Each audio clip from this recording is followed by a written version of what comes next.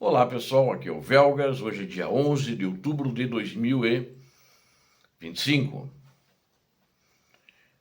A Ucrânia vai fazer um acordo de defesa aérea, Ucrânia e Estados Unidos da América. E no pacote também ele vai fazer sobre sistemas de defesa em profundidade na parte terrestre com os sistemas HIMARS. Então, é uma coisa que já está mais ou menos acertada com os Estados Unidos e está indo uma equipe lá para fazer o fecho final nesse assunto. E também russos se rendem em Sumi, é um assunto muito importante que aconteceu agora ontem e que justamente aqueles grupos que estavam cercados, a maioria optou por se render. E alguns, todos eles cercados, optaram por se render. Bom, quero convidar quem não é inscrito, inscreva-se no canal para dar um like, para compartilhar com as suas redes sociais, façam os seus comentários. Isso é muito importante, aqui vocês veem a verdade. E esse é o maior motivo, a maior motivação de vocês para se inscrever e receberem sempre as notificações do que nós veiculamos, que é a verdade. Fake news proibidas. Muito obrigado. A Ucrânia oferecerá aos Estados Unidos um acordo sobre sistemas de defesa aérea e também dos sistemas de artilharia de foguetes HIMARS. O presidente da Ucrânia, Volodymyr Zelensky, ele anunciou que a delegação ucraniana vai fazer isso nos Estados Unidos para comprar esses sistemas de defesa aérea, que são sistemas de artilharia, na realidade, os HIMARS, né? E os de sistemas aéreos, basicamente, são para os Patriots, que são muito importantes e muito fundamentais para a defesa das áreas civis ucranianas. E também ele vai pedir algumas modificações nos sistemas de mísseis táticos atacantes. Então, vai pedir algumas modificações. Eu acredito que ele vai pedir para aumentar a distância para poder fazer ataques em profundidade, maior do que ele poderia fazer hoje, já que eles estão liberados e deverá pedir uma quantidade maior de mísseis atacantes, tal como dos HIMARS, né? E o Zelensky anunciou isso num briefing, né, para um jornal Verdade Ucraniana, sobre esse assunto. E esse acordo de armas, o Zelensky chamou esse acordo de mega deal, ou seja, um grande negócio. O mais importante neste acordo são os sistemas de defesa aérea, sem dúvida nenhuma. Segundo o próprio Zelensky falou na entrevista ontem, ele disse: estamos prontos para comprá-los e para usar vários tipos de programas. Ele citou o sistema PURL, né? Não vou soletrar porque pode sair, não sei se esse PURL é em inglês ou já está traduzido, mas eu acho que é em inglês, que ele na realidade é usando como garantia, não que ele vai pegar e não vai devolver. Ele é um empréstimo subsidiado, mas o garantidor disso são os recursos russos que estão depositados e bloqueados em bancos europeus. E também vão fazer mais acordos bilaterais. Os parceiros ucranianos entendem que é necessário alocar recursos para sistemas de defesa aérea. Então isso está claro para eles também, principalmente os sistemas americanos, mas não só eles. Tem outros sistemas europeus também que ele vai fazer separadamente com a Europa. De acordo com o líder ucraniano, a delegação discutirá principalmente a compra desses sistemas de defesa aérea Patriot, bem como os mísseis também. E que a Ucrânia já tem em serviço, lá deve ter 8, agora deve ter, com a chegada dos israelenses, deve ter aí entre 8 a 10 desses sistemas, que é muito pouco, né? Ele está atacando muitas cidades que não têm esse tipo de sistema de defesa aérea, ele, que eu digo, o ditador da Rússia, né? Está fazendo esses ataques, inclusive no oeste da Ucrânia, muito distante do teatro de operações, que com certeza não tem nenhum desses sistemas aéreos na região. E ele pede também falou na entrevista ontem, o Zelensky, de que gostaria que o Reino Unido aderisse ao programa PURL, que acredito que não aderiu a esse programa ainda do financiamento, usando os recursos dos russos, né?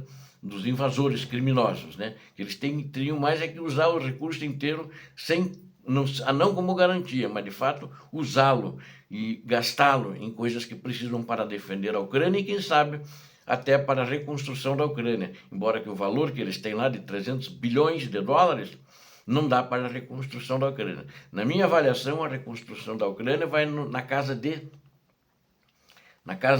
trilhões, face às destruições causadas.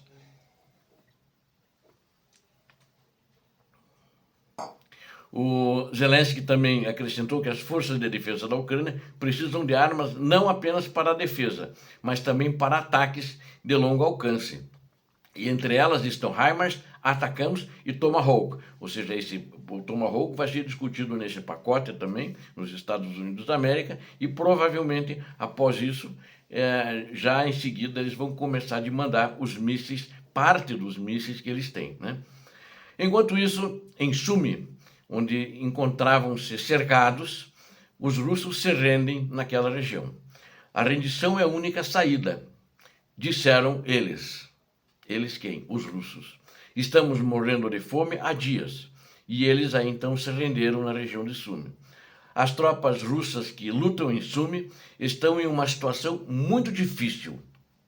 Nessas circunstâncias, muitos casos de rendição para o lado ucraniano, inclusive pelotões de companhias inteiras estão se rendendo.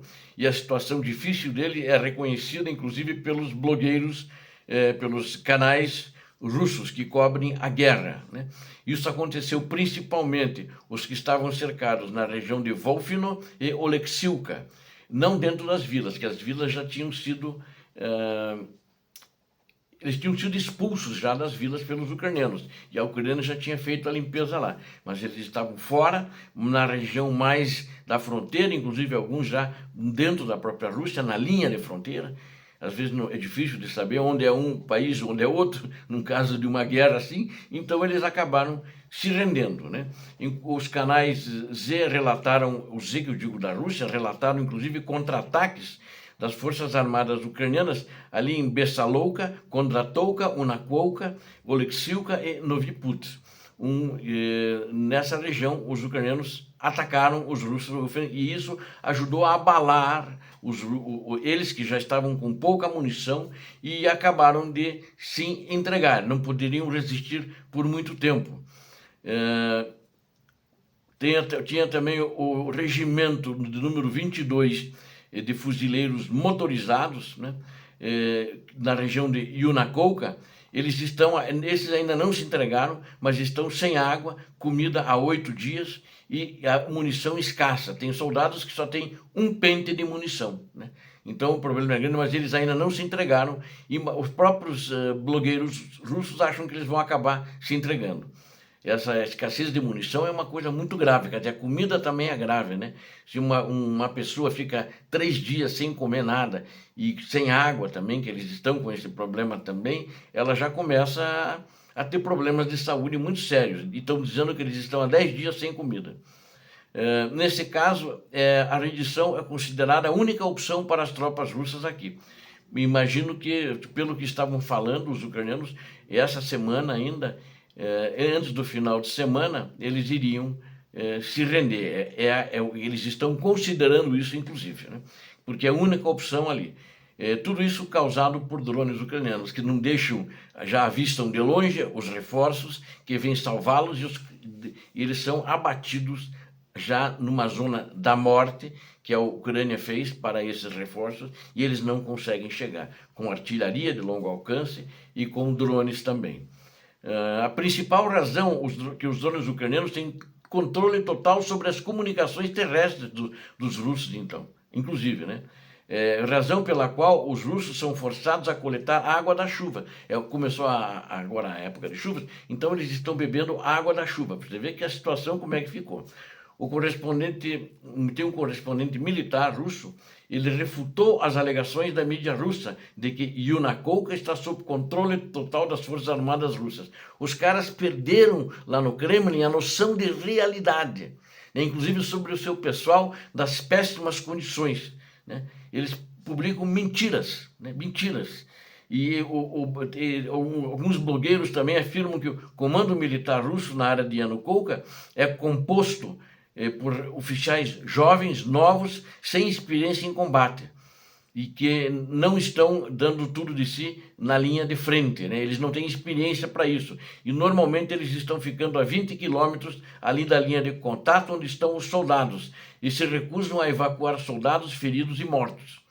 O correspondente de guerra russo ainda afirmou que as unidades 14 e 27 do Regimento de Fuzileiros motorizados operando em Tetkino, que é ali perto, né?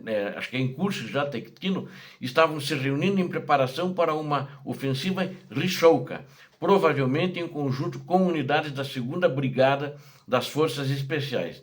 Unidades ucranianas do batalhão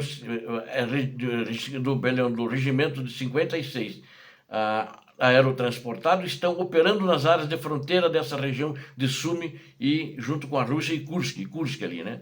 Operadores de drones da unidade de forças Amvar estão realizando ataques contra as tropas russas, né, perto de Milaivka e Velika Rubivka.